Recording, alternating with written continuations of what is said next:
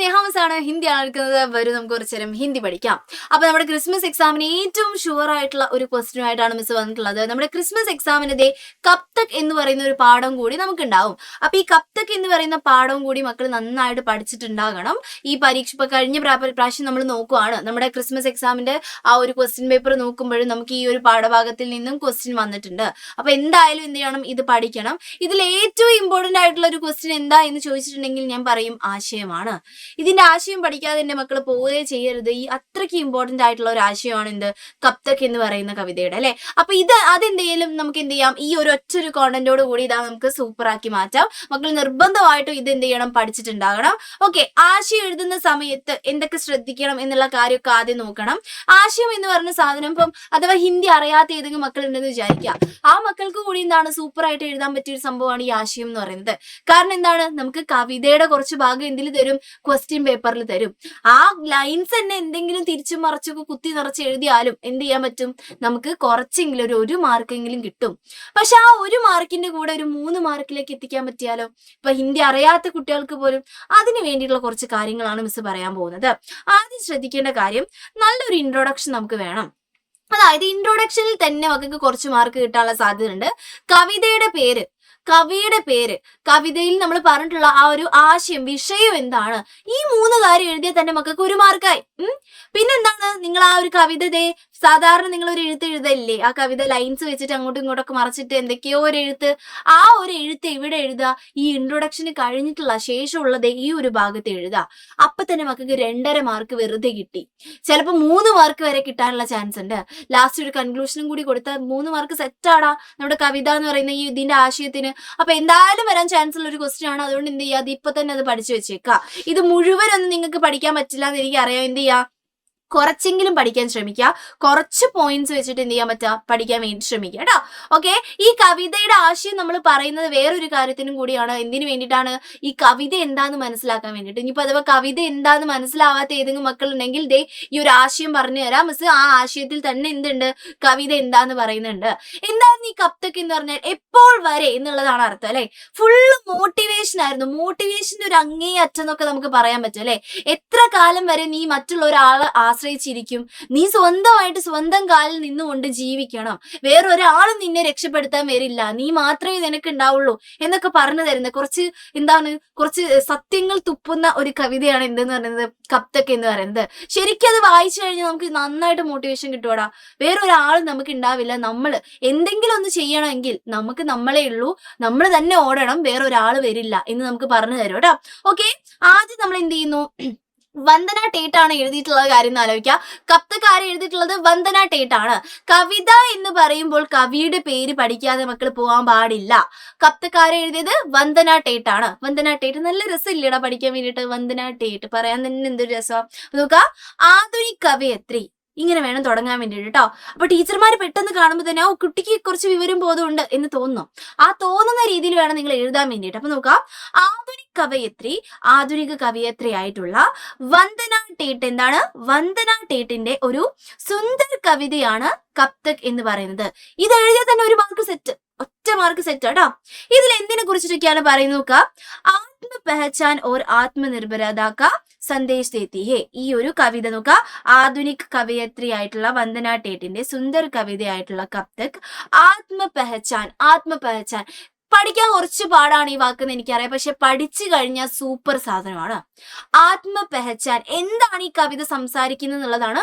ആത്മ പെഹചാൻ എന്ന് വെച്ചാൽ എന്താണ്, സെൽഫ് ഐഡന്റിറ്റി. അതായത് നിങ്ങളെ തന്നെ എന്ത് ചെയ്യുക, ഐഡന്റിഫൈ ചെയ്യുക. ഞാൻ എന്താണ്, ഞാൻ ആരാണ്, ഞാൻ ഇങ്ങനെ നിൽക്കേണ്ട ആളല്ല എന്ന് സെൽഫായിട്ട് നിങ്ങൾക്ക് എന്ത് ചെയ്യാൻ പറ്റുക, ഒന്ന് ഐഡന്റിഫൈ ചെയ്യാൻ പറ്റുക.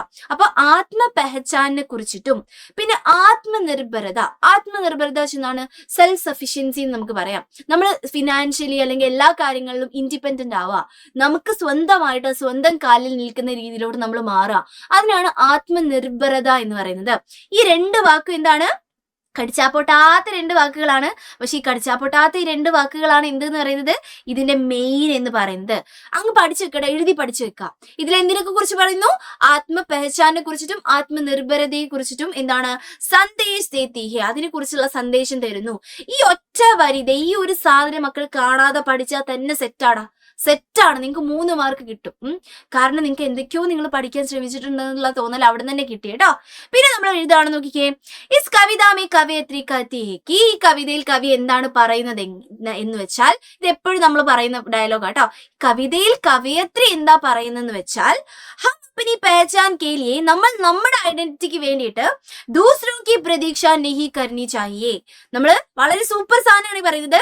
നമ്മൾ നമ്മുടെ പെഹച്ചാനിന് വേണ്ടിയിട്ട്, നമ്മുടെ ഐഡന്റിറ്റിക്ക് വേണ്ടിയിട്ട് ദൂസറോ ക, മറ്റുള്ള ആളുകളുടെ പ്രതീക്ഷ നഹി കർണ ചാഹിയേ, പ്രതീക്ഷിക്കാൻ പാടില്ല. ചില ആൾക്കാരുണ്ട്, എന്താണ്, അയ്യോ അവരെന്നെ കുറിച്ച് മോശം പറഞ്ഞല്ലോ, അവരെന്നെ കുറിച്ച് നല്ലത് പറയണം എന്നൊക്കെ പറഞ്ഞിട്ട് ബാക്കി ഒരാളാണോ നമ്മൾ ആരാണെന്ന് തീരുമാനിക്കുന്നത്? അല്ല, നമ്മുടെ ഐഡന്റിറ്റി എന്ന് പറയുന്നത് നമ്മുടേതാണ്. അത് മറ്റുള്ളൊരു ആളുടെ വായിൽ നിന്നും കേൾക്കാൻ വേണ്ടി നമ്മൾ പ്രതീക്ഷിച്ചിരിക്കാൻ പാടില്ല എന്നുള്ളതാണ് നമ്മുടെ ആദ്യത്തെ മെയിൻ കാര്യം. കബ് തക് എന്ന് പറയുന്ന കവിത ഫുള്ള് പറയുന്ന കേട്ടോ. നോക്കാം, ഹം അപ്പനി പെഹചാൻ കെ ലിയെ ഖുദ് ലഡ്ന ചാഹിയേ, നമ്മൾ നമ്മുടെ ഐഡന്റിറ്റിക്ക് വേണ്ടിയിട്ട് സ്വന്തമായിട്ട് എന്ത് ചെയ്യണം? ലഡ്ന ചാഹിയേ, നമ്മൾ സ്വന്തമായിട്ട് എന്ത് ചെയ്യണം? യുദ്ധം ചെയ്യണം എന്നുള്ള അർത്ഥമാണ് അല്ലെ. ഖുദ് യുദ്ധം ചെയ്യണം, സ്വന്തമായിട്ട്. ഖുദ് മീൻസ് സ്വയമാണ്, ലഡ്ന മീൻസ് യുദ്ധം ചെയ്യണം എന്നുള്ള അർത്ഥമാണ്. ഈ ഒറ്റ കാര്യം എഴുതിയ ടീച്ചർ ഫ്ലാറ്റ്, ടീച്ചർമാര് സൂപ്പർ ആയിട്ട് ഇംപ്രസ് ആവോടാ, അത് എഴുതി പഠിച്ചോളാം. ബാക്കി എല്ലാ കാര്യങ്ങളും നമ്മുടെ കവിതയാണ്, ഒരു വ്യത്യാസവും ഇല്ല. ഈ ഒരു ഭാഗം ഉണ്ടല്ലോ, മക്കൾക്ക് എന്ത് ചെയ്യാൻ പറ്റും? സ്വന്തമായിട്ട് എഴുതിയാലും കുഴപ്പമൊന്നുമില്ല, നിങ്ങൾക്ക് സ്വന്തമായിട്ട് എഴുതാം. ഈ ഒരു ഭാഗം മാത്രം നിങ്ങൾ പഠിക്കുക, ബാക്കി സ്വന്തമായിട്ട് എഴുതിയാലും കുഴപ്പമില്ല. ഓക്കെ, ഒന്ന് വായിച്ചേക്കാം. കവിതാമി കവയത്രി പൂച്ച്താ ഹേ കി, നമ്മളോട് ചോദിക്കുകയാണ്, നമ്മളോട് ചോദിക്കുന്നത് പോലെയാണ് കേട്ടോ, നമ്മളോട് ഒരു ക്വസ്റ്റ്യൻ ചോദിക്കുന്നത് പോലെയാണ് ഇത് പറയുന്നത് അല്ലെ. പൂച്ച്താ ഹേ കി, ചോദിക്കുകയാണ്. എന്താ ചോദിക്കുന്നത്? ഹം കബ് തക് ദൂസറോ കെ മുഹ് സെ അപ്നി പഹചാൻ സുനനെ കി ആശാ കർത്തെ രഹേഗേ. വളരെ സ്ട്രോങ് ആയിട്ടുള്ള ഒരു കാര്യം പറയുന്നത് അല്ലെ. അപ്പൊ ഈ കവിത എന്താന്ന് മനസ്സിലാവാത്ത ഏതെങ്കിലും മക്കൾ ഉണ്ടായിരുന്നെങ്കിൽ, മനസ്സിലാവാത്ത ഏതെങ്കിലും മക്കൾ ഉണ്ടെങ്കിൽ ഇത് ഇപ്പൊ മനസ്സിലാക്കി തരാം മിസ്. നോക്കാം, ഹം കബ് തക്, എപ്പോൾ വരെ, ദൂസറോ കെ, മറ്റുള്ളവരുടെ, മുഹ് സെ, വായിൽ നിന്നും, അപ്നി പെഹചാൻ സുനനെ കി ആശാ കർത്തെ രഹേഗേ, നമ്മുടെ പെഹചാൻ, നമ്മുടെ ഐഡന്റിറ്റിക്ക് വേണ്ടിയിട്ടുള്ള, നമ്മുടെ ഐഡന്റിറ്റി മനസ്സിലാക്കുവാൻ വേണ്ടിയിട്ടുള്ള ആശാ കർത്തെ രഹേഗേ, ആശിച്ചു നിൽക്കും. അതായത് മറ്റുള്ളവർ എന്നെ കുറിച്ച് എന്ത് പറയുന്നു എന്ന് ആലോചിച്ചിട്ട് എത്ര കാലം നിങ്ങൾ നിൽക്കും, എത്ര കാലം അങ്ങനെ ആശിച്ചിരിക്കും എന്ന് ചോദിക്കുകയാണ്.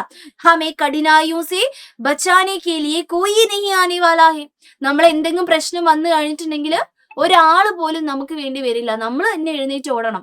ഓരോ വരിയിലും മോട്ടിവേഷൻ ആണ്. നോക്കിക്ക് എന്താ പറയുന്നത്? ഹമേ കഠിനായോസേ, എന്തെങ്കിലും പ്രശ്നം ഉണ്ടാവുന്ന സമയത്ത്, ബച്ചാനെ കെ ലിയെ, രക്ഷപ്പെടുത്താൻ വേണ്ടിയിട്ട്, കോയി നെഹി ആനെ വാലാ ഹെ, ആരും വരാൻ പോകുന്നില്ല. കോയി നെഹി ആനെ വാലാ ഹെ, വരാൻ പോകുന്നില്ല. എന്തെങ്കിലും പ്രശ്നം ഉണ്ടാകുന്ന സമയത്ത് നമ്മൾ വിചാരിക്കും, അയ്യോ അവരെന്റെ കൂടെ നിൽക്കും, ഇവരെന്റെ കൂടെ നിൽക്കും, ആരും വരാൻ പോകുന്നില്ല, നിനക്ക് നീ മാത്രമേ ഉണ്ടാവുള്ളൂ എന്നാണ് നമ്മുടെ കവിതയിലൂടെ പറയുന്നത് കേട്ടോ. യ പ്രതീക്ഷ വ്യർത്ഥ ഹേ, ആ അങ്ങനെ ഒരു പ്രതീക്ഷ എന്ന് പറയുന്നത് വ്യർത്ഥമാണ്, മീനിങ്ലെസ് ആണ്.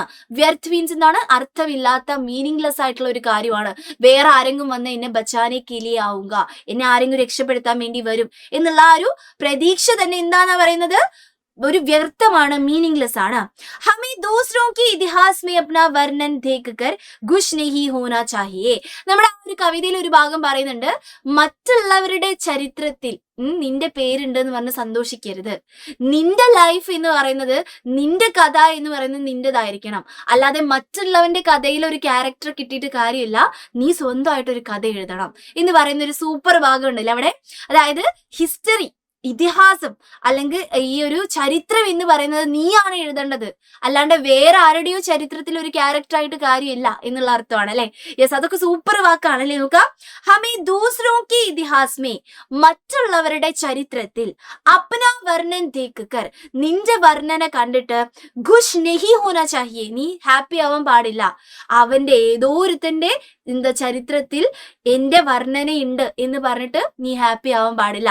ഉദ്ദേശിച്ചത് ഇത്രയേ ഉള്ളൂ. ബാക്കിയുള്ള ആളുകൾക്ക് വേണ്ടിയിട്ട് നമ്മൾ എന്ത് ചെയ്യാൻ പാടില്ല? ജീവിക്കരുത്. നമുക്ക് നമ്മുടെ ഇഷ്ടമുണ്ട് അല്ലെ, നമ്മുടെ ഇഷ്ടം കുറെയൊക്കെ നമ്മൾ എന്ത് ചെയ്യണം? നമ്മുടെ ഇഷ്ടം കൂടി നോക്കണം. വേറൊരാള് അടിച്ചേൽപ്പിക്കുന്നതായിരിക്കരുത് നമ്മുടെ ജീവിതം എന്ന് പറയുന്നത്. ഇപ്പൊ നിങ്ങൾ ആലോചിക്കാം, ഉള്ള ഒരു ചെറിയൊരു എക്സാമ്പിൾ മിസ് പറയാം. എന്താണ്, നമുക്ക് എന്താണ് ഒരു പെയിന്റർ ആവണം എന്നാണ് ആഗ്രഹം. നല്ല ചിത്രമൊക്കെ വരയ്ക്കുന്ന ആളാണെന്ന് വിചാരിക്കുക. നിനക്ക് ആ ചിത്രത്തിന്റെ ആ ഒരു ഡ്രോയിങ് ഫീൽഡിലോട്ട് പോകാൻ ഇഷ്ടമാണെന്ന് വിചാരിക്കുക. പക്ഷേ എന്ത് ചെയ്യാണ്, നമ്മുടെ വേറെ കുറച്ച് ആൾക്കാർ നിന്നെ ഡോക്ടർ ആക്കാൻ വേണ്ടിയിട്ട് നിർബന്ധിക്കുകയാണ്. ഓക്കെ, ആ ഡോക്ടർ ആവുക എന്ന് പറയുന്നത് നിന്റെ ലൈഫല്ല, നിന്റെ ചരിത്രമല്ല, നിന്റെ ഇതിഹാസമല്ല, വേറെ ആരൊക്കെയോ ഉണ്ടാക്കിയിട്ടുള്ള ചരിത്രത്തിൽ നീ ഒരു ക്യാരക്ടർ മാത്രമായി നിൽക്കുകയാണ്.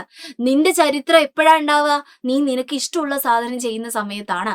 അങ്ങനെയാണ് ആ സാധനം തോട്ട് പോകേണ്ടത് കേട്ടോ. അപ്പൊ നമുക്ക് എന്താണ്, ഹമേ ദൂസറോ കി ഇതിഹാസ് മേ അപ്നാ വർണ്ണൻ ദേഖ് കർ, മറ്റുള്ളവരുടെ ആ ഒരു ഇതിഹാസിൽ, ചരിത്രത്തിൽ നിന്റെ വർണ്ണന ഉണ്ട് എന്ന് പറഞ്ഞിട്ട് സന്തോഷിച്ചിരിക്കാൻ പാടില്ല എന്ന് പറയാണ് അല്ലെ.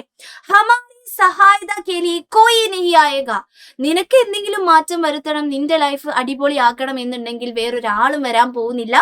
സഹായത കേലി, നിന്റെ ഹെൽപ്പിന് വേണ്ടിയിട്ട് കോയി നഹി ആയേഗ, ആരും വരില്ല എന്ന് പറയാണല്ലേ.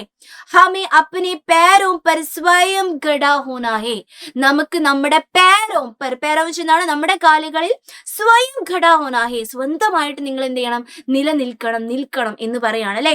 ഹമേ അപ്പനെ ആത്മസമ്മാൻ കെ ബൽ പർ ജീനാ ചാഹിയേ, നമ്മൾ എപ്പോഴും എന്ത് നടന്നാലും നമ്മുടെ ആത്മാഭിമാനം വിട്ട് നടക്കരുത്. നമ്മുടെ സെൽഫ് റെസ്പെക്ട് അല്ലെ, നമ്മൾ എന്ത് ചെയ്യുമ്പോഴും ഒരു സെൽഫ് റെസ്പെക്റ്റും കാര്യങ്ങളും വേണം. ആത്മസമ്മാൻ എന്ന് വെച്ചാൽ ആത്മാഭിമാനമാണ് അല്ലെ, അഭിമാനം, ആത്മാഭിമാനം എന്നുള്ള അർത്ഥമാണ്. ഓക്കെ യെസ്, ആത്മാഭിമാനം. ഓക്കെ യെസ്, മക്കൾ അങ്ങനെ എഴുതിക്കോളൂ കേട്ടോ. ഓക്കെ, അത് പഠിച്ചു വെക്കേണ്ട കാര്യമാണ്. ആത്മാഭിമാനത്തോട്, ആ ഒരു ബലത്തോട് കൂടി ജീന ചാഹിയെ, ജീവിക്കണം എന്ന് പറയാണ്.